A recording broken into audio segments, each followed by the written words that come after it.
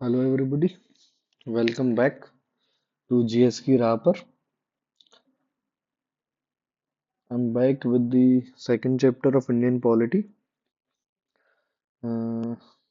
Second chapter is all about making of the Indian constitution. As I already told you that we will cover approximately 24 to 25 chapters in this session of Indian polity.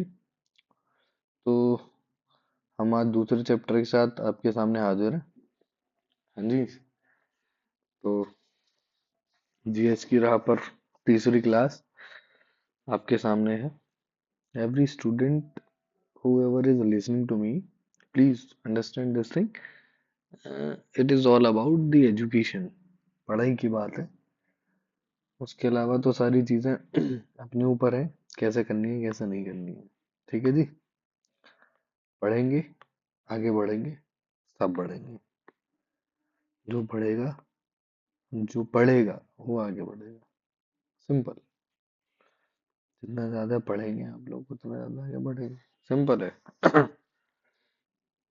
तो मैं ज्यादा बात इधर उधर की करना पसंद नहीं करता हूँ. इसी वजह से मेरी दो तीन क्लास जो पुरानी है उसमें आपने देखा होगा, I usually directly come to the topic and cover my topic and then I end up my class. तो I will do the same. Making of Indian constitution, है ना. ये मैं समझिएगा, ये जो डेट लिखी हुई है ना, मैंने करीब इससे पहले भी करीब करीब तीन किताबें तो पढ़ रखी. लक्ष्मीकांत और आपकी लूसेंट, इंडियन पॉलिटी के लिए, हिस्ट्री के लिए भी, और ये वाली किताब तीन. ठीक है. Then after I realize that ये किताब में almost everything is being covered जो शॉर्ट फॉर्म में दे रखी है. लक्ष्मीकांत में तो डिटेल्ड में दे रखा है सारी चीजें.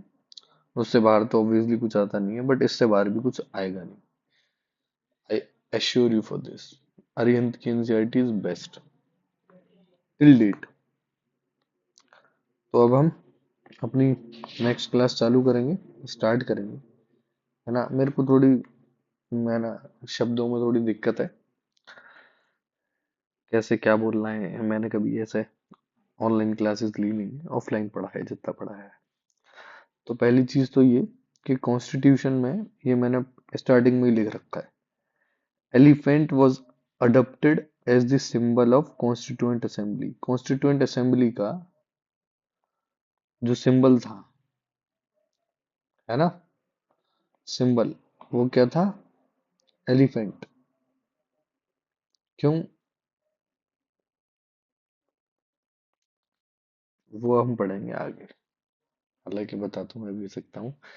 एलिफेंट क्योंकि lengthiest constitution of the world है ना. बोरोड सबसे ज्यादा है. गवर्नमेंट ऑफ इंडिया एक्ट से तो सबसे ज्यादा है 1935, जो अभी हमने कल पढ़ा था. तो अब पढ़ते हैं, दो क्लासेस में ये भी कवर होगा.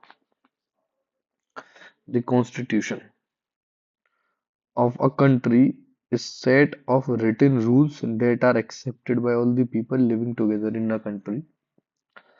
कॉन्स्टिट्यूशन एक वो चीज है जो रिटन रूल्स के ऊपर है and is accepted by all the people living in a country. अब कंट्री कह लो, स्टेट कह लो. स्टेट क्या है?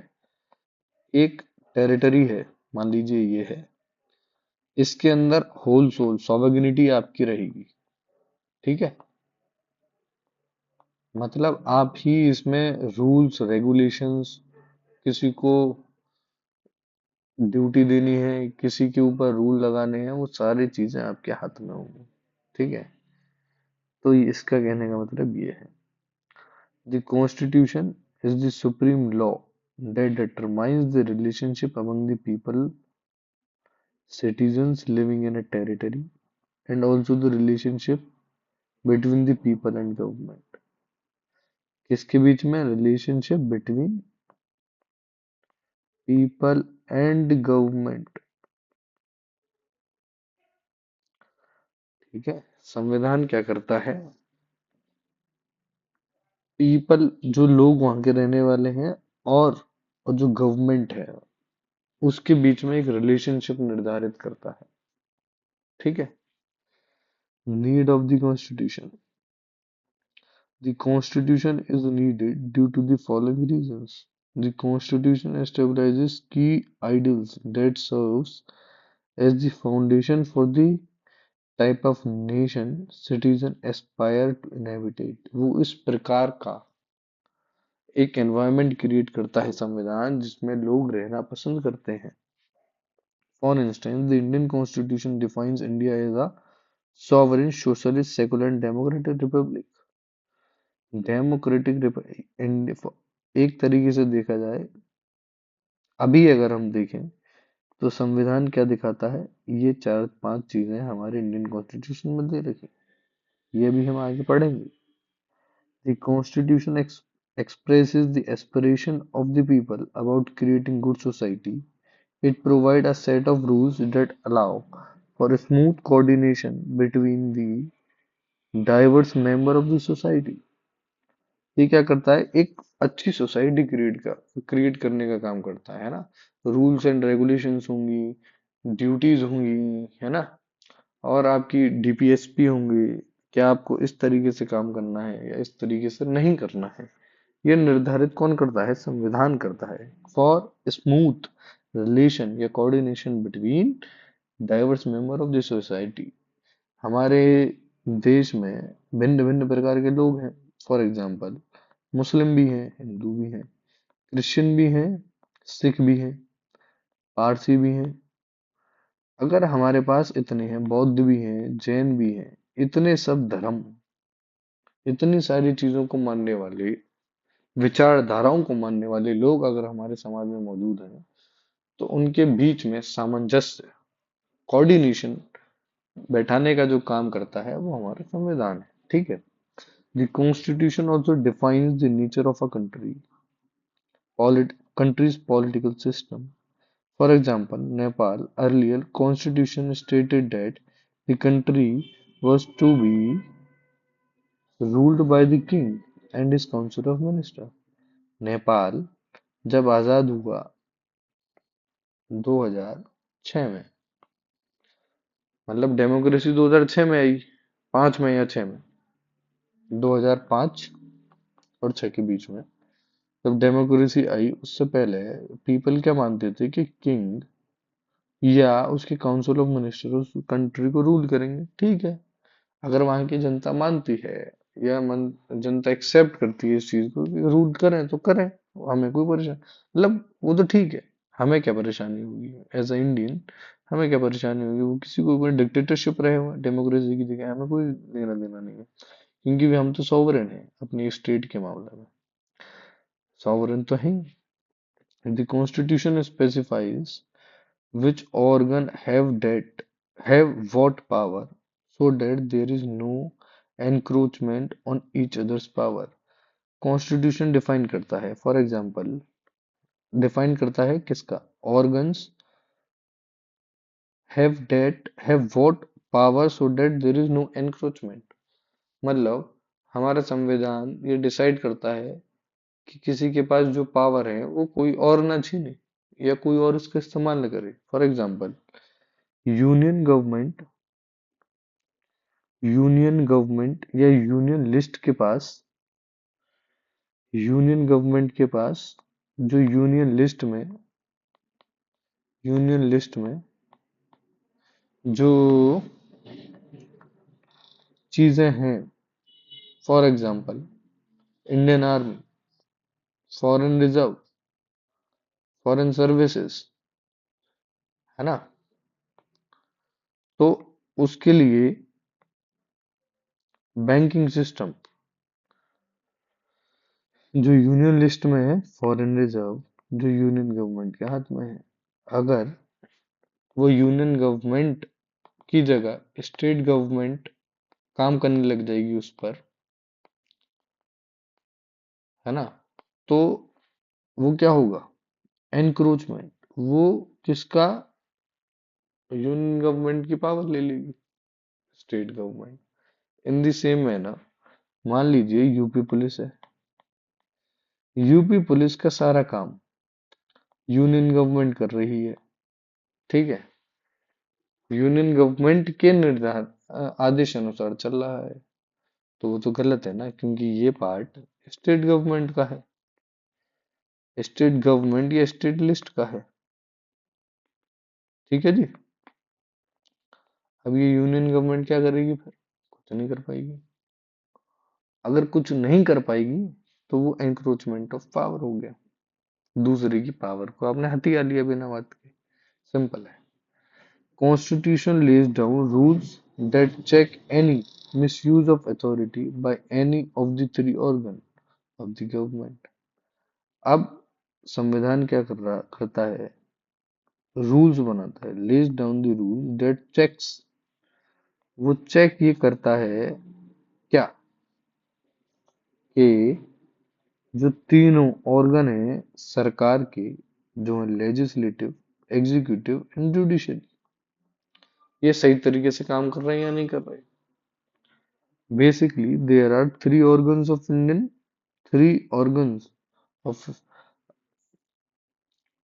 of the Indian government, three organs,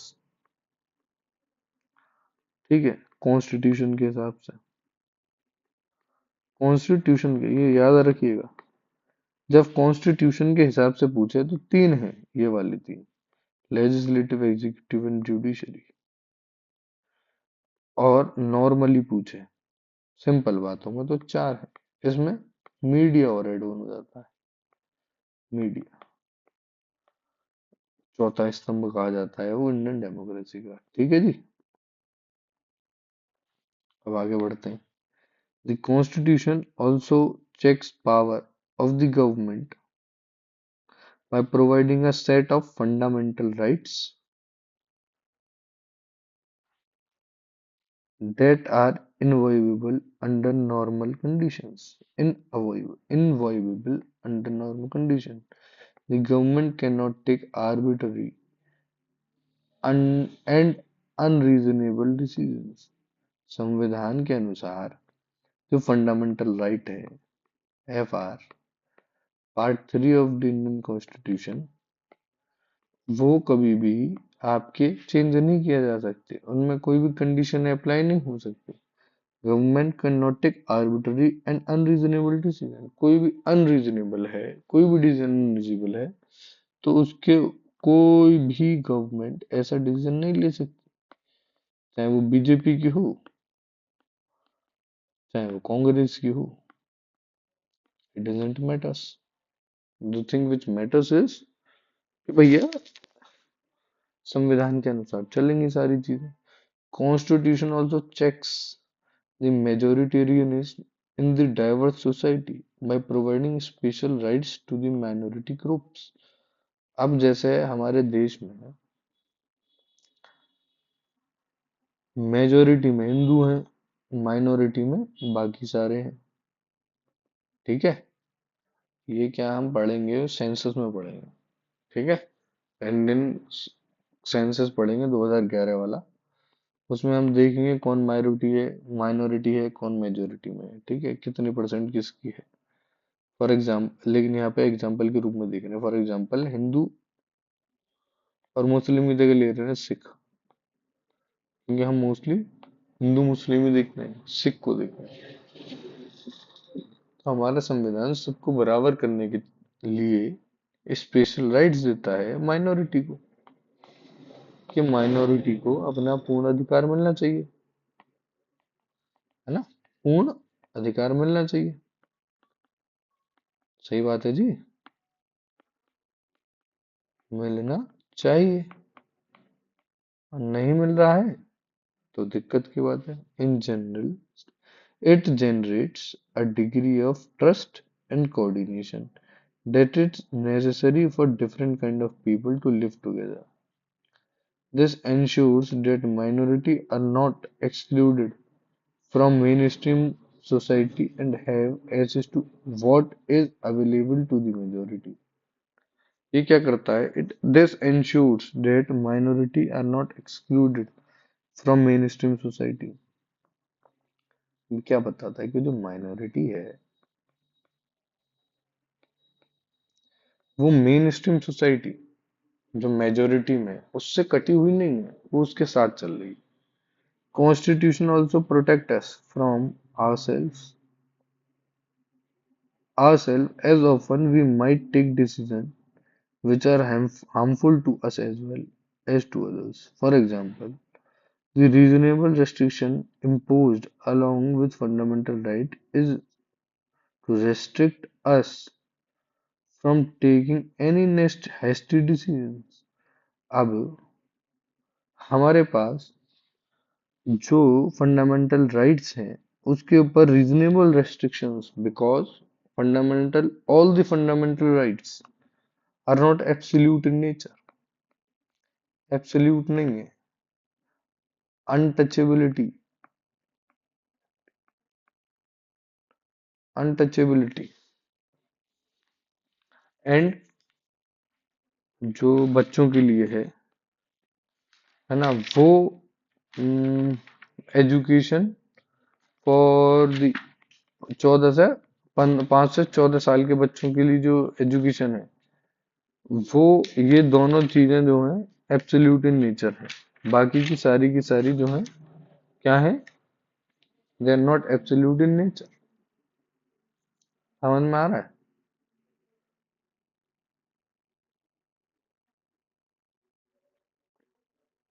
अब एब्सोल्यूट राइट कौन से हुए? अनटचेबिलिटी. और ये अनटचेबिलिटी आता है आर्टिकल 17 में. और ये कहाँ आता है?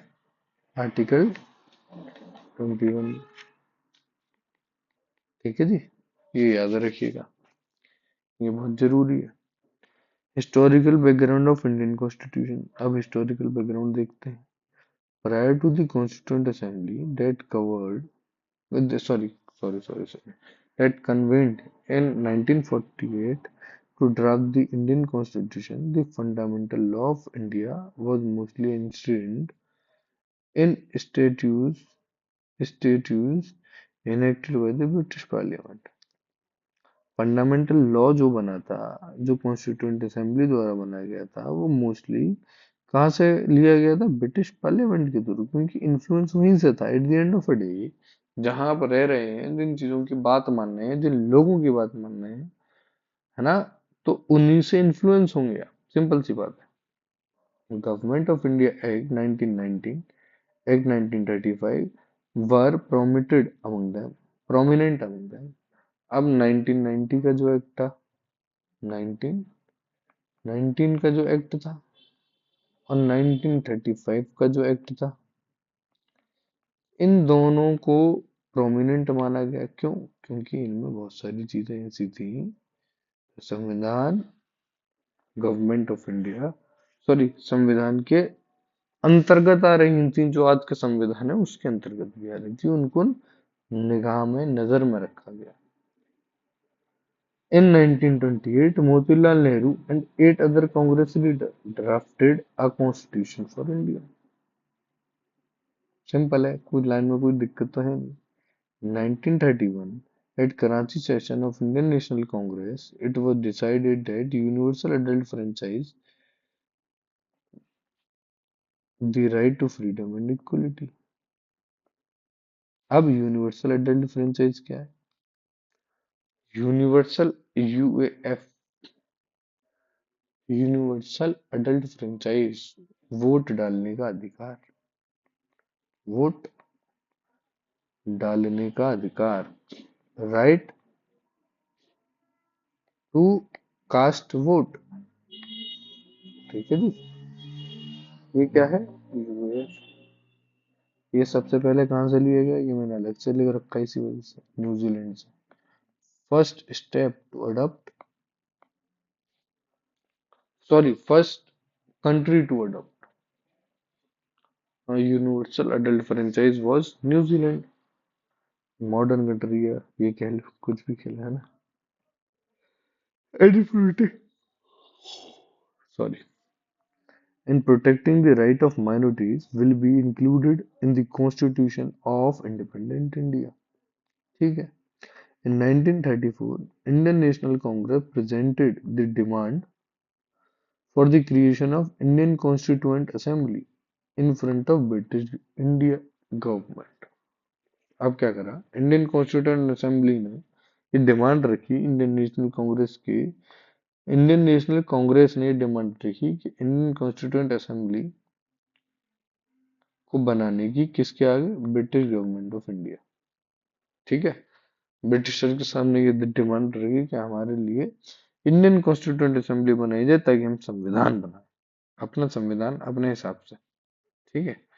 Development of the Indian constitution कैसे हुआ, the constituent assembly developed Indian constitution various phase as follow. In 1946 British 1946, British decided to examine the possibility of granting independence to India. 1946 में ब्रिटिश ने क्या करा, एग्जामिन करा कि what is the possibility to independent India, स्वतंत्र करने की क्या पॉसिबिलिटीज है इंडिया को। As a result British cabinet mission was dispatched to India. ये हम पहले ही पढ़ चुके हैं, ब्रिटिश कैबिनेट मिशन 1946 का। ठीक है, वो डिस्पैच करा गया इंडिया में to hold discussion with the representative of British India and Indian state in order to agree on the framework of writing constitution। वो भेजा गया ताकि इंडियन गवर्नमेंट या इंडियन इंडियन लीडर्स इस बात को एक्सेप्ट करें कि हम to frame to to start the framework of Indian constitution, संविधान को बनाने की प्रक्रिया चालू करी जाए। Setup of constituent body and executive council, वहां पे एक कॉन्स्टिट्यूएंट बॉडी और एक एग्जीक्यूटिव काउंसिल की स्थापना करी जाए इंडिया में। After this mission negotiation took place afterwards and constituent assembly was indirectly elected by the provincial legislature comprising 278 representatives and 78 women representatives and 15 women by the method of proportional representation with single transferable vote। अब क्या होता है, इस mission के बाद negotiation हुआ British के अंदर और आईएनसी के अंदर, आईएनसी के लीडर के अंदर या इंडियन लीडर्स के अंदर अंडर। ठीक है, क्या हुआ, और ये डिसाइड करा गया कि 278 रिप्रेजेंटेटिव्स, जिसमें से 15 महिलाएं भी होंगी, by method of proportional representation with single transferable vote elect करे जाएंगे, किसके लिए, कॉन्स्टिट्यूएंट असेंबली के लिए। सिंगल ट्रांसफरेबल वोट आगे बताया जाएगा जब हम प्रेसिडेंट वाइस प्रेसिडेंट के इलेक्शन प्रोसीजर पढ़ेंगे, तब हम बताएंगे इस चीज को भी। बस अभी यहाँ पे ये ध्यान है कि सिंगल ट्रांसफरेबल वोट के तहत ये कॉन्स्टिट्यूएंट असेंबली का गठन करा गया था। The constituent assembly came into force in 1946। Member of constituent assembly included Jawaharlal Nehru, doctor Rajendra Prasad, Sardar Patel, Maulana Abdul Kalam Azad and many more supreme leader of the country। On 9th December 1946, first meeting of the Constituent Assembly took place। Dr. Rajendra Prasad was later appointed as the chairman of the Constituent Assembly। अब याद रखिएगा, CM मतलब chairman या president of constituent assembly किसको बनाया गया, doctor Rajendra प्रसाद को, याद रखिएगा ये। Its members were chosen by indirect election by the member of provincial legislative assemblies that has been established under government of India 1935। अब क्या करा, उन्होंने कहा कि मेंबर जो है, सॉरी, इस असेंबली के जो मेंबर थे वो इनडायरेक्ट इलेक्शन के थ्रू स्टेबलाइज करे गए या फिर अपॉइंट करे गए, ठीक है। Provincial legislature has been established under the government, ठीक है, प्रोविंसेस से स्टेबलाइज करे गए वो गवर्नमेंट ऑफ इंडिया एक्ट के तहत 1935 की, है ना। Each province and each princely state और group of state were allowed were allotted seat proportionate to their representative population. तो उस कॉन्स्टिट्यूएंट असेंबली में हर एक व्यक्ति को उसके पॉपुलेशन के हिसाब से वहां पर सीट मिली, allotted seats in the constituent assembly के, जिसके ज्यादा जनसंख्या उसके ज्यादा कैंडिडेट वहां पे। Member were elected from a रफली रेशियो ऑफ 1:10 लाख। 1 से 10 लाख के लोग के बीच में जो लोग हैं, हर 10 लाख पे for every 10 lakh one representative, ठीक है। While the princely state were allotted a minimum of 93 seats, minimum 93 seats princely state को दे दी गई। Assembly consisted of 389 members representing provinces 292, state 93 and chief commissioner province 3 and Balochistan 1, ठीक है जी। इतने लोगों को, इतनी जगहों को इतनी इतनी सीट मिली। The strength to assembly was reduced to 299 following the withdrawal of Muslim League member after the partition of the country। Country के पार्टीशन के बाद ये देखा गया कि 299 ही लोग वो रह गई seats. The method of selection in this case of representative of princely state were to be determined by consultation। जो सिलेक्शन के जो प्रक्रिया थी वो किसके, कंसल्टेशन के, विचार विमर्श करने के बाद डिसाइड करनी करी जानी थी। The seats in each province were distributed among the three main communities, Muslims, Sikhs and General। General में कौन थे, ये हिंदू थे, ठीक है। Hindu was always divided in sub classes, that is general, OBC and SC। General, OBC, SC. जो आज SC हैं और ओबीसी हैं वो पहले भी थे।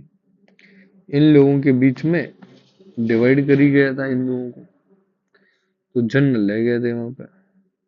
आपको याद होगा डिप्रेस्ड क्लास के लिए भी रिजर्वेशन हुआ था, ठीक है,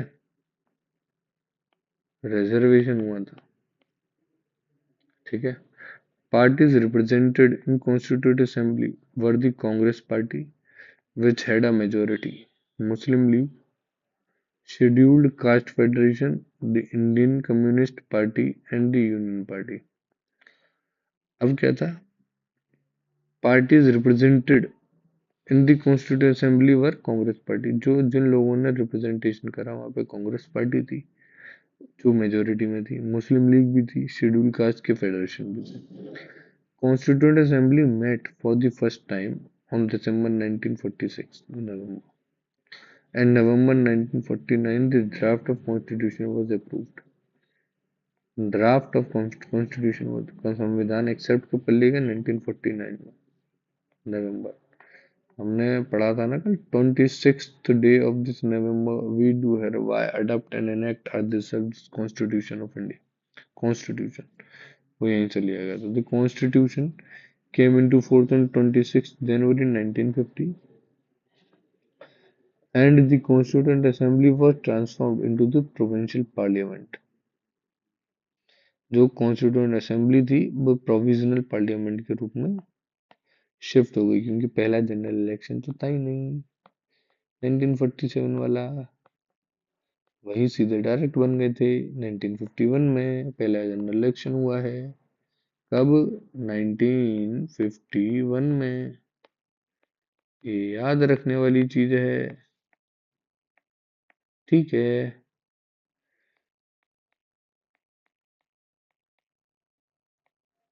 बात है। अब आगे बढ़े हैं। फ्रेमिंग ऑफ इंडियन कॉन्स्टिट्यूशन 1947 से 1950। The constituent assembly set up 13 committees for framing the constitution. 13 कमेटियां टोटल डिसाइड करी संविधान को बनाने के लिए। On the basis of the report of these committees, a draft of constitution was prepared by 7-member drafting committee under the chairmanship of Dr. B. R. Ambedkar। 7 member drafting committee थी जिसके chairman doctor B R Ambedkar थे। ठीक है। After drafting committee was published, drafting constitution published in 1948 January. On 26 November 1914, the Constitution of India was passed and adopted by the Constituent Assembly. Finally, the Constitution of India came into force on 26 जनवरी 1950। धीरे धीरे करके 1949 में 1949 में 26 नवंबर 1949 को हमने अपने आप को जिस कॉन्स्टिट्यूशन दे दिया था, लेकिन ऑफिशियली वो 1950 में अडॉप्ट करा। कब? 26 जनवरी को अडॉप्ट किया।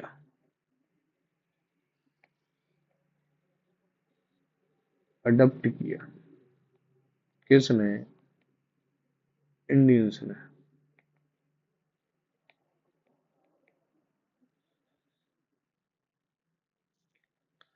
Committee on the rules of procedure.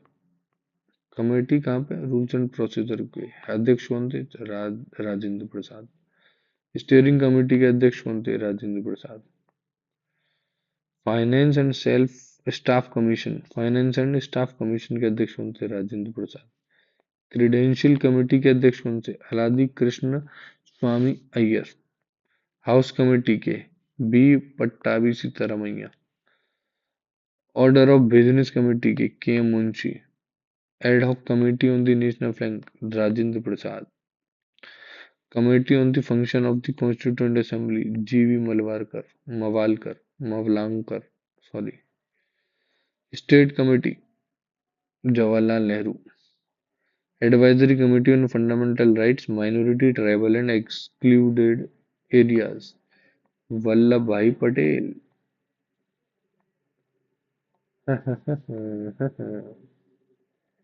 Minorities sub committee H C Mukherjee. Fundamental right sub committee के अध्यक्ष कौन थे? J B Kripalani. North east frontier tribal areas and Assam excluded and partially excluded area sub committee Gopinath Bardoloi. Excluded and partially excluded areas other than those of Assam and sub committee, उसके अध्यक्ष कौन थे? A V Thakkar. Union power committee Jawaharlal Nehru. ये पूछता है, ये सारे committees direct आती हैं एग्जाम में। 8 मेजर थी, 5 माइनर थी जो कमिटीज बनी। Union constitution committee Jawaharlal Nehru. Drafting committee doctor B R Ambedkar अध्यक्ष थे उसके। ठीक है जी, आज के लिए इतना ही, बाकी करेंगे कल। ठीक है जी। अब हमने पार्ट 1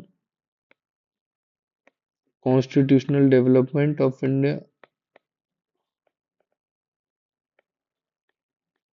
है ना, पार्ट 1 एंड पार्ट 2 दोनों कवर कर लिया। आज हमने making of Indian constitution, making of Indian constitution ये पढ़ा। इसका पार्ट 1 कंप्लीट हो गया। कल मतलब टुमारो हम क्या करेंगे? पार्ट 2 करेंगे इसका। जितना पढ़ा दिया है उसको एक बार रिवीजन कर लीजिएगा ध्यान से, क्योंकि ये अपने आप में बहुत इंपॉर्टेंट है। जितनी भी चीजें बोली गई हैं जैसे यूनिवर्सल एडल्ट फ्रेंचाइज, है ना, इसकी एज 18 कब हुई ये हम पढ़ेंगे कि 61st कॉन्स्टिट्यूशनल अमेंडमेंट क्या था, क्या नहीं था, ठीक है। किसने क्या बोला, एलिफेंटासाइज किसने बोला, क्वासी फेडरल किसने बोला, ये सब आगे आने वाले समय में दिखाई देंगी आपको चीजें पढ़ने के लिए। आज के लिए सिर्फ इतना ही। बाकी अगर कुछ समझ में आया हो तो प्लीज सब्सक्राइब कीजिएगा, लाइक करिएगा और शेयर कीजिएगा।